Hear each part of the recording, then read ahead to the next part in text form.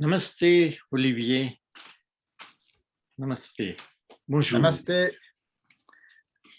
Bonjour à toutes et à tous.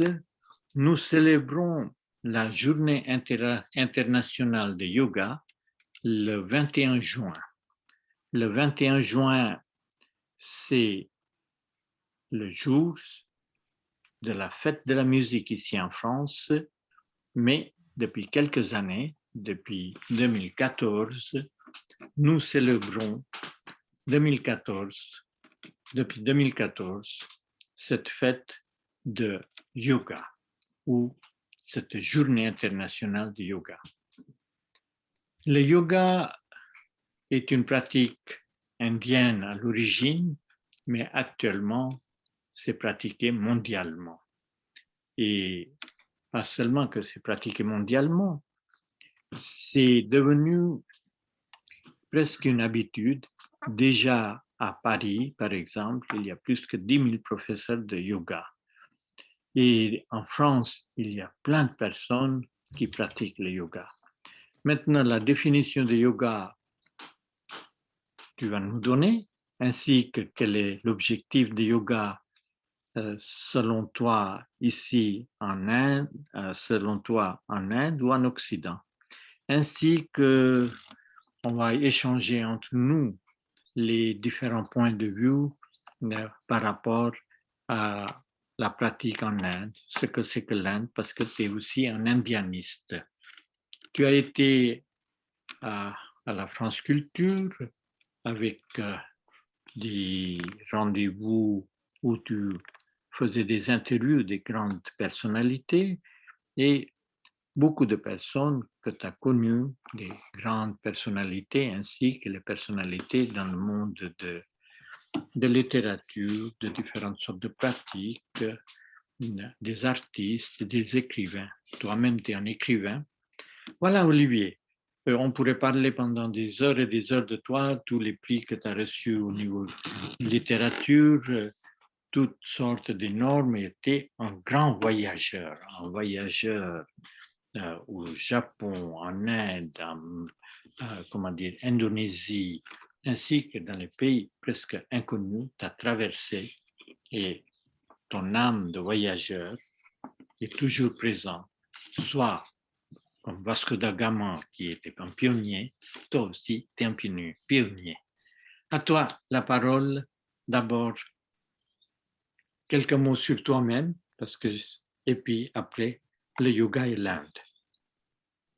Voilà, donc je suis vraiment ravi de me retrouver à Tapovan. Ça fait maintenant plus de 20 ans, peut-être 22, 23 ans que je fréquente ce lieu, grâce d'ailleurs à Kiran Vyas, ici présent, puisque c'est à partir de messages sur les enfants pour ma dernière fille, qui maintenant a 22 ans, des messages qui avaient été faits par ma femme sur notre fille qui venait de naître, que j'ai découvert avec une grande joie ce lieu Tapovan. Alors, tu as bien fait d'insister sur le mot yoga, puisque les Français voient surtout les exercices qui ne sont pas à négliger. Mais je préférais qu'on le prenne, comme tu l'as signalé, de la manière la plus large. Le yoga, d'ailleurs, si on va à l'étymologie, yug, le yoga, c'est ce qui lie. Et d'ailleurs, le verbe joindre en français est proche, enfin, il y a l'origine commune avec yoga en sanskrit. Et donc, Tapovan a été pour moi, quand je l'ai découvert, a été pour moi vraiment un lieu de lien entre la terre, grâce au jardin, bien sûr, au jardin, les fleurs, les oiseaux, tout ce qu'il peut y avoir dans ce lieu, entre la terre, le ciel et les humains. Donc, sans forcément ramener tout à des postures, avant tout, Tapovan est un lieu de yoga. Voilà, ça pour moi c'est absolument essentiel. Effectivement, j'ai découvert l'Inde il y a très longtemps, je crois, oh là là, ça me vieillit, il y a plus de 50 ans, à la suite d'une thèse que j'ai voulu faire sur le bouddhisme, parce que j'étais à la Sorbonne à l'époque et j'ai voulu élargir ma vision sur la pensée, et j'étais imprégné de culture occidentale, de christianisme, et à travers le bouddhisme qui est né en Inde, comme chacun sait, à travers le bouddhisme, je me suis ouvert aux différentes cultures asiatique. Et je continue, d'ailleurs, j'ai qu'une envie maintenant, c'est de repartir au plus vite en Inde. Alors, ce que j'ai aimé à Tapovan, c'est cela, justement, c'est cet esprit profond de yoga sur le plan spirituel, une spiritualité ouverte, car personnellement, je n'ai pas quitté mes racines chrétiennes. Et ici, dans ces beaux jardins de Tapovan, j'ai rencontré des juifs, des musulmans, des bouddhistes, peut-être pas des athées, mais enfin en tout cas des agnostiques, et que tout ce monde dialogue et s'entend. Pourquoi? Parce qu'on est relié, justement, on est relié par en haut.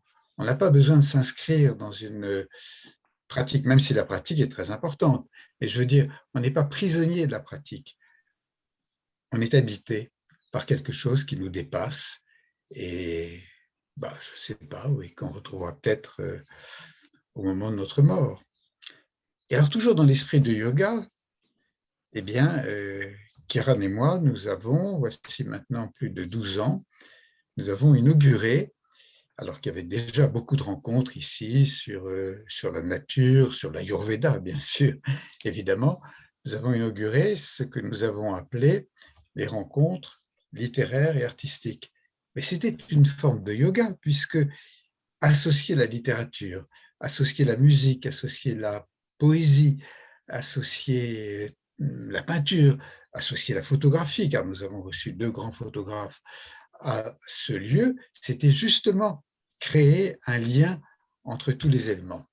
Donc pendant 12 années, nous avons reçu d'abord l'été, ensuite au mois de mai, des personnalités importantes. On a reçu Jean-Claude Carrière, on a reçu aussi on a reçu quelqu'un comme Feu Michel Cazenave, le grand indianiste Filiosa, l'écrivain Irène Frein, indianiste à n'importe, quelqu'un comme Lélie Anva, qui nous a apporté un souffle venu d'Iran, Amina Okada, Ferrante Ferranti, je parlais de photographe qui est venu nous enchanter avec ses photographies et son amour de l'Inde, un écrivain ou une écrivaine comme Blanche de Richemont, Edgar Morin qui est venu, Jean-Claude Carrière, Michelet, enfin voilà, je ne peux pas citer tout le monde.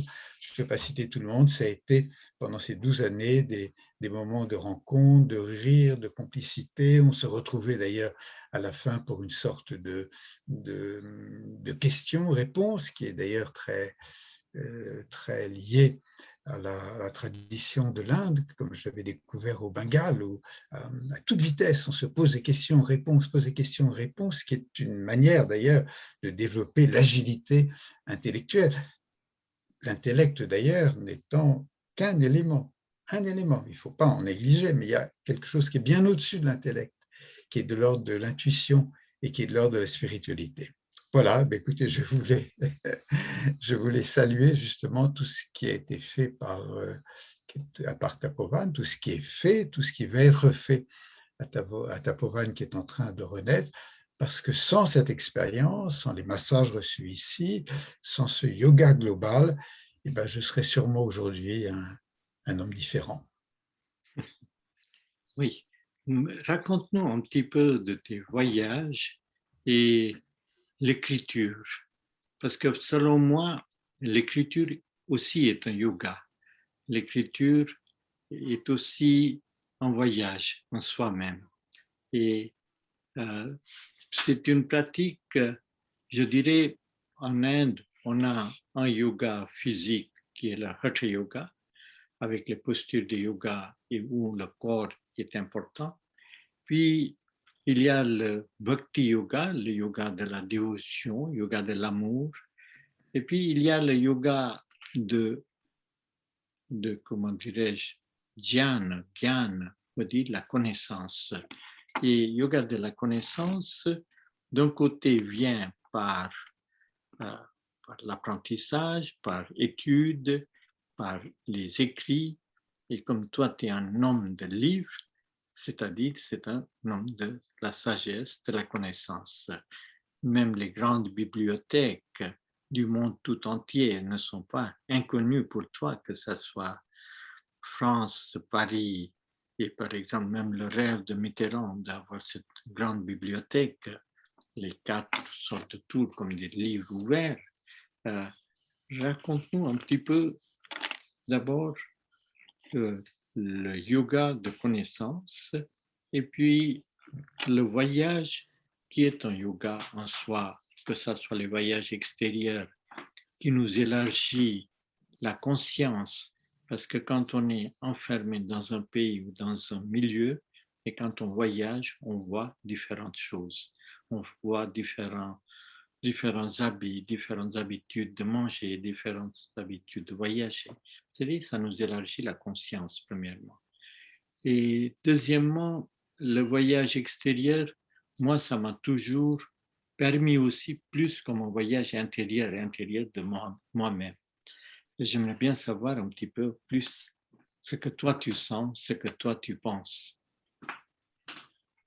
Voilà beaucoup de questions. D'abord, je suis Voilà. sûr de ne pas avoir atteint la sagesse.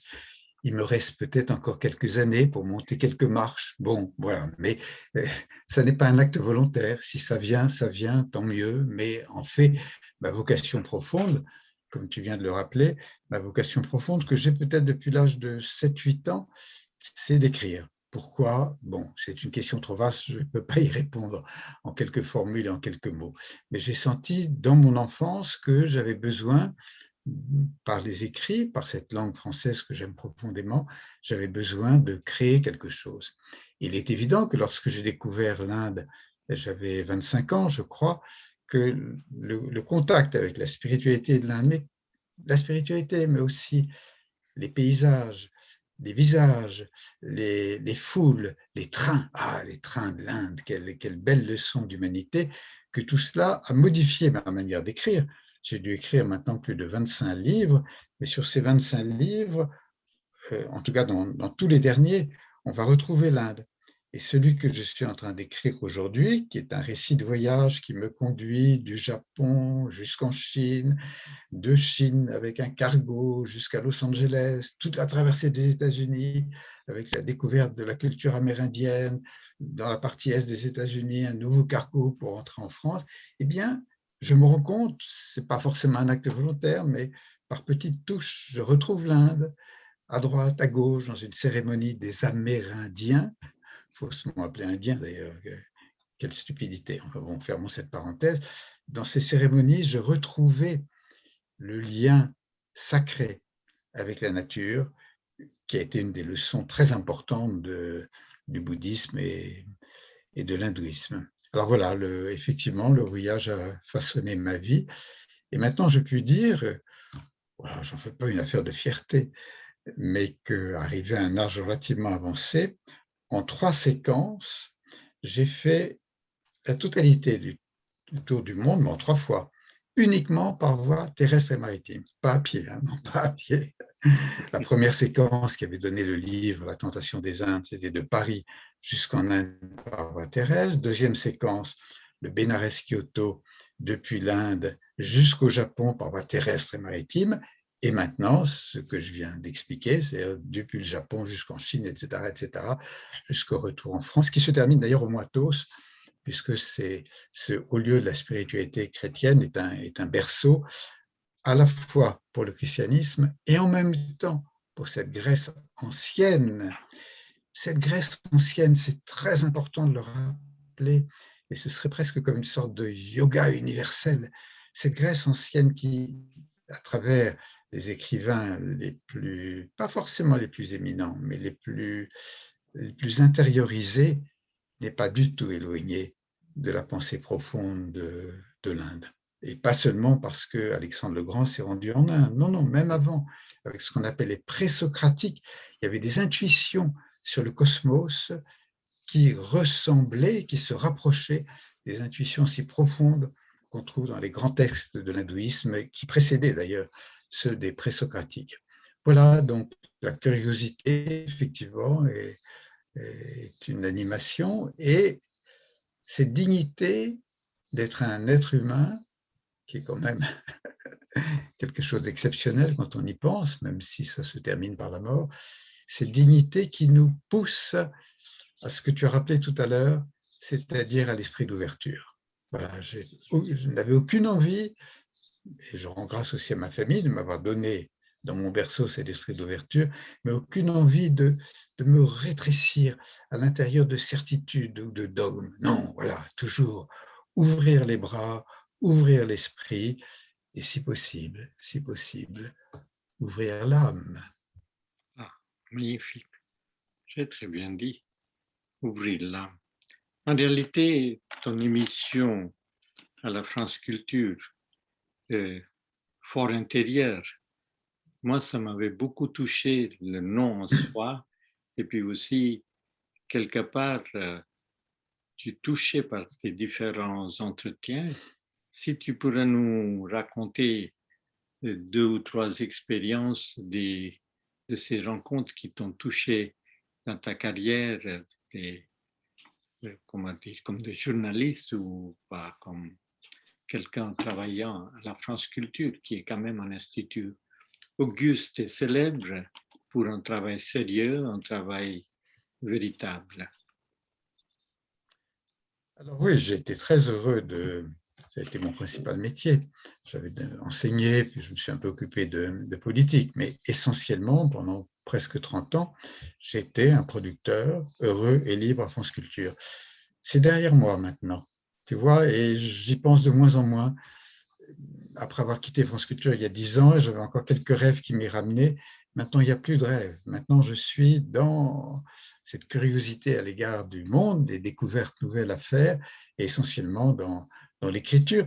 Petite parenthèse, pour cette écriture, je dois beaucoup à Tapovan, puisque depuis maintenant 7 ou 8 ans, j'ai un petit studio qui a été restauré grâce à toi, sous les toits dans les bâtiments, d'où je vous parle d'ailleurs, un petit studio. Et c'est dans ce petit studio, deux petites pièces comme ça, avec une ouverture sur les arbres, que j'écris essentiellement mes livres. J'écris parfois un peu à Paris, parfois sur des bateaux, parfois dans des trains, etc. Mais essentiellement, c'est à Tapovan. Alors, nous revenons à France Culture.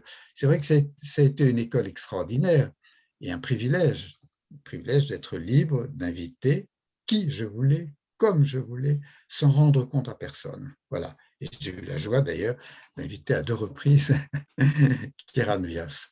Bien. Et effectivement, j'ai invité énormément de personnalités. D'abord, dans le cadre de ce que j'appelais Agora, qui était une émission quotidienne d'une demi-heure, donc qui demandait un investissement considérable de lecture. Mais vous savez, quand on donne beaucoup, on reçoit beaucoup. Alors, c'était épuisant d'avoir une émission quotidienne, mais je recevais beaucoup par tous ces visages et tous ces livres. Voilà. Et après, voulant justement avoir plus de temps pour écrire, j'ai créé cette émission Fort intérieur. Fort, c'est la contraction du mot latin forum. Forum, c'est le centre de la ville. Et donc, le fort intérieur, c'est le centre de l'être humain. C'est la part la plus importante, c'est la part où tout circule dans l'être humain. C'est l'agora, c'est le forum, voilà, ce forum de notre intériorité. Et là, je l'ai orienté, plus encore qu'Agora, l'émission précédente, je l'ai orienté de plus en plus vers la spiritualité, en faisant des semaines spéciales avec des indianistes, avec des sinologues, avec des juifs, avec des musulmans, avec des chrétiens, bien sûr. J'ai invité plusieurs fois des moines qui s'exprimaient pour la première fois à la radio, d'ailleurs.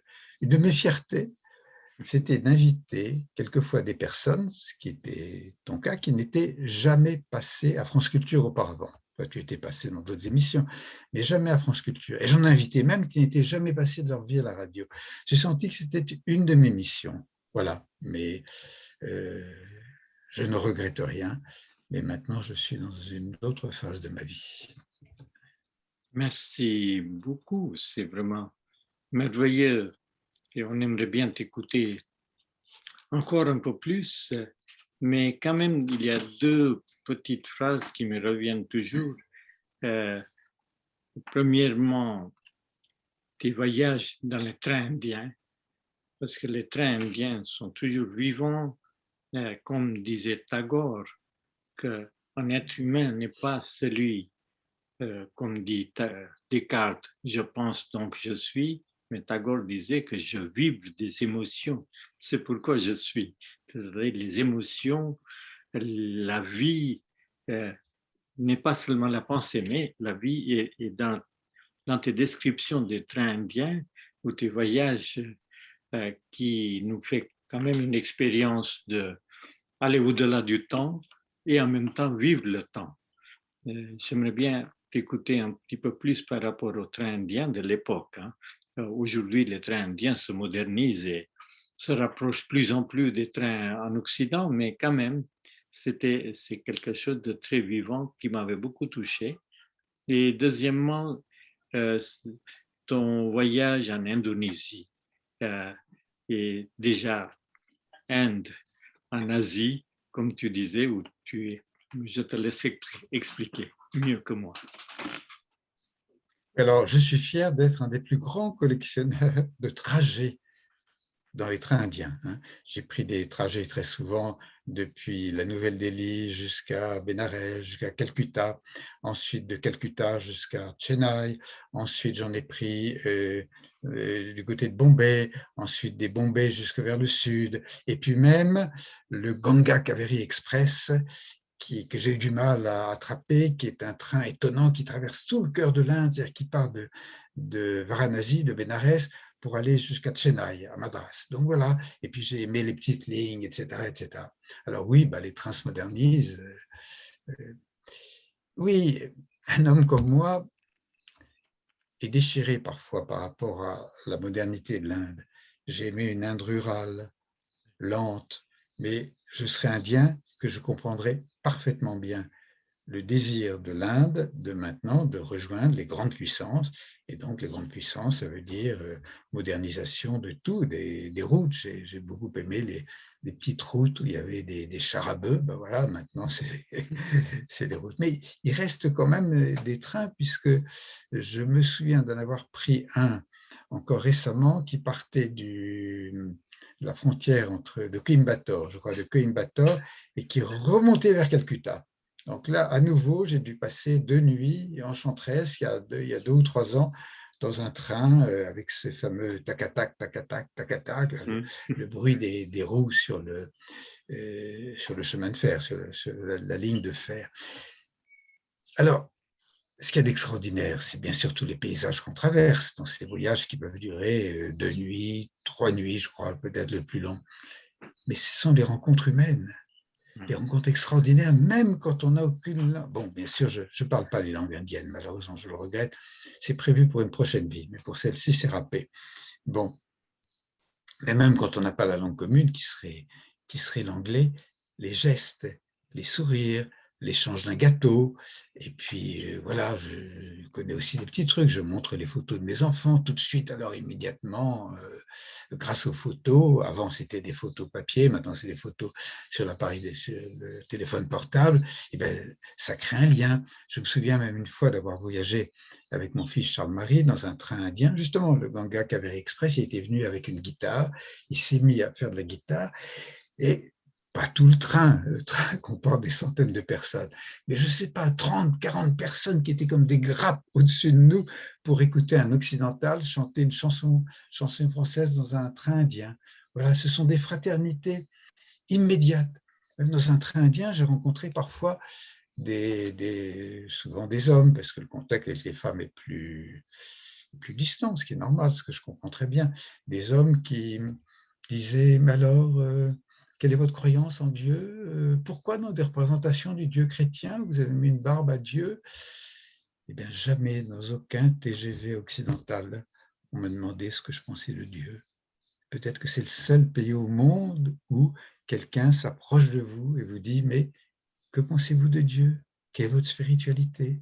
Voilà, c'est une merveille des trains indiens.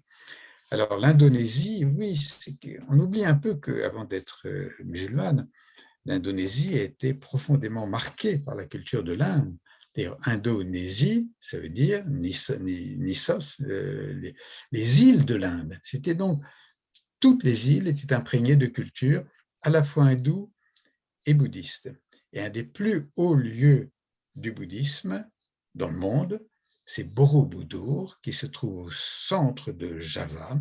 C'est un extraordinaire mandala, plus grand que les mandalas de Tapovan, enfin bon, fermons la parenthèse, un immense mandala qui est peut-être un des plus grands monuments, enfin en tout cas c'est le plus grand monument dédié au bouddhisme dans le monde, qui présente les différents étages de l'ascension spirituelle. Alors, au début, il y a le Kama Dhatu, c'est-à-dire le monde du désir, avec des sculptures un peu coquines, dont beaucoup ont été cachées. Mais enfin, on peut en voir encore quelques-unes, en tout cas les voir en photo. Ensuite, il y a le Rupa Dhatu, c'est-à-dire le monde des formes, et là, on a toutes les vies antérieures du Bouddha, et le Rupa Dhatu, c'est plusieurs étages. Et le dernier étage, qui est extraordinaire, qui est représenté par un stupa vide, c'est Aryupadhatu, le A privatif, c'est-à-dire Shunyata, la vacuité, le monde qui est justement le lieu qui est sans forme et qui est l'essentiel de ce qu'on doit obtenir dans la méditation bouddhique, Vipassana par exemple, et dans la méditation hindoue. Il n'y a pas d'opposition d'ailleurs sur le plan de la méditation. Je ne dis pas qu'il y a coïncidence totale entre bouddhisme et hindouisme, mais sur le plan de la pratique méditative, il n'y a pas d'opposition. Alors voilà, j'ai aimé ce lieu, j'ai donc consacré un livre à Borobudur que j'ai intitulé « Manger le vent » à Borobudur, parce que, je ne parle pas du tout l'indonésien, mais quelqu'un qui parlait indonésien m'a dit, m'interrogeait, je dis, bah, écoutez, je vais marcher, je vais faire le tour plusieurs fois du stupa de Borobudur, je vais marcher à droite, à gauche. Ah bon? M'a-t-il dit, très bien, je vous félicite de marcher, merci monsieur. Savez-vous comment on dit marcher en indonésien? C'est manger le vent. Et j'ai trouvé ça magnifique. Donc voilà, le titre, Manger le vent à Borobudur. Vous savez, le titre, c'est... voilà, ça vient pas.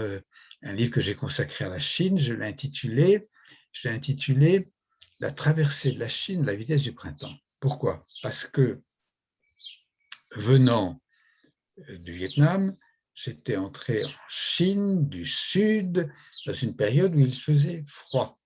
Et au fur et à mesure où je montais vers la Mandchourie, parce que j'ai traversé toute la Chine, avec des trains, mais qui n'ont rien à voir avec le charme des trains indiens. Puis, oh là là, on est parqué, on est enfermé, alors qu'il y a une liberté magnifique dans les trains indiens.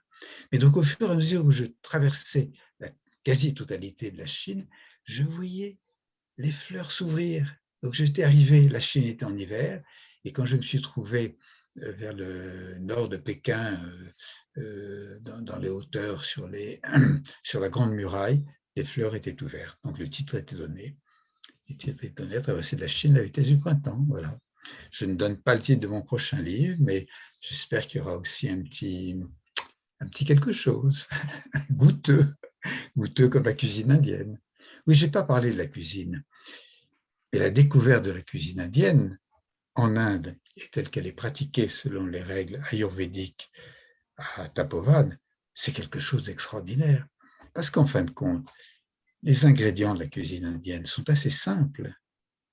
Tout l'art, c'est peut-être une forme de yoga d'ailleurs, tout l'art est un assemblage d'épices.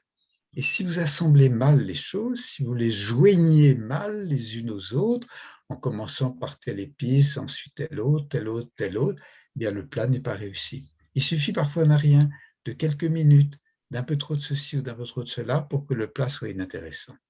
Donc voilà, éloge de la cuisine indienne, entre autres. Oui, éloge des femmes indiennes aussi, éloge des femmes indiennes.